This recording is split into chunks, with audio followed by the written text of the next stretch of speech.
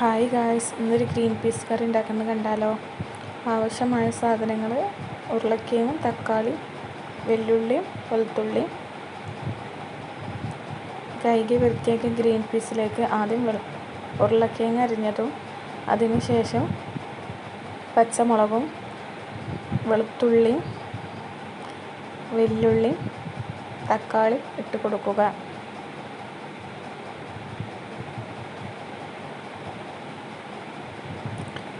അതിട്ടതിന് ശേഷം പാകത്തിനുള്ള ഉപ്പ്, മഞ്ഞൾപ്പൊടി ഇട്ടതിന് ശേഷം വെള്ളമൊഴിച്ച് വേവിക്കാൻ വേണ്ടി അടുപ്പിൽ വെക്കുക. പിന്നെ അതിലേക്ക് അത് വെന്തതിന് ശേഷം തൂമ്പിച്ചെടുക്കാൻ വേണ്ടി വെളിച്ചെണ്ണയിൽ ചീരുള്ളിയും കരിവേപ്പിലയും കുരുമുളക് പൊടിയും ഇട്ട് തൂമിച്ചെടുത്തതിന് ശേഷം കറി അതിലേക്ക് ഒഴിച്ച് കൊടുക്കുക. വീഡിയോ ഇഷ്ടപ്പെട്ടാൽ കമൻറ്റ് ചെയ്യുകയും സബ്സ്ക്രൈബ് ചെയ്യുകയും ചെയ്യണേ.